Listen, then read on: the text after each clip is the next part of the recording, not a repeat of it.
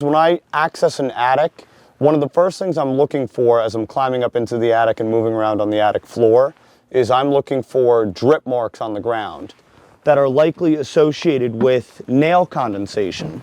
And what do I mean by that? So this is the hatch that we pushed up to get into the attic, and you can see here that there are multiple water marks, drip marks on this hatch.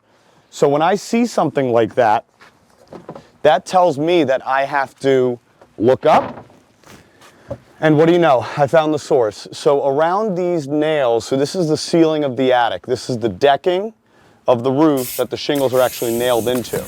Now these nails popping out of the decking, those are the nails that are holding in the shingles. So what's happening is you can see there's a black stain mark here, there's a black stain mark here, here, and so on and so forth. So what's happening is the temperature in this attic is getting too hot relative to the exterior air temperature. So what that means is in the winter time, obviously you and your family want to stay warm, so you guys turn on the heat and start pumping the heat.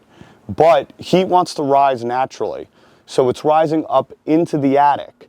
But when it gets up here, it does not have a chance or enough of a mechanism to escape into the exterior.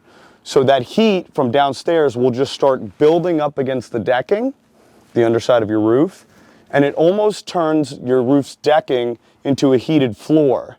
Now, why does that matter? That matters because if the underside of your roof is getting so hot relative to the exterior air temperature, like you can imagine if there was a layer of frost on the roof, if it was a cold winter morning, and the underside of the roof is hot, these nails, which are holding down the shingles on the roof, the top part of those nails, the cap part, is freezing, but then the bottom part of the nail is so hot that it's causing that freezing on top of the cap. It's freezing up top and then melting down below and running down the nail, and you have now saturation. So this black staining is just moisture that's accumulating on the decking from that condensation. And if that gets bad enough, that's when the nails can actually just start dripping all over your attic floor. So I've seen this before. You could have a perfect roof that doesn't let in any water from leaking, like the chimney flashing's tight, all of the protrusions are well covered, the shingles are nailed down appropriately. But what happens is if the ventilation in your roofing system is not optimal, you can have water getting in your house from this condensation, these dripping nails, and that can cause a lot of problems down the line.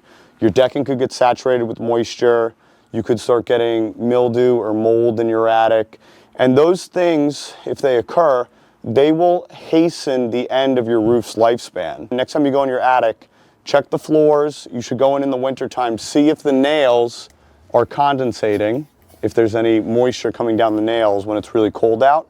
And if you're seeing that, you should call a roofing professional to come in and see how he can improve the ventilation, improve the airflow moving through your roofing system and moving through your attic in order to solve those problems. Erik Matson, Matson Roofing.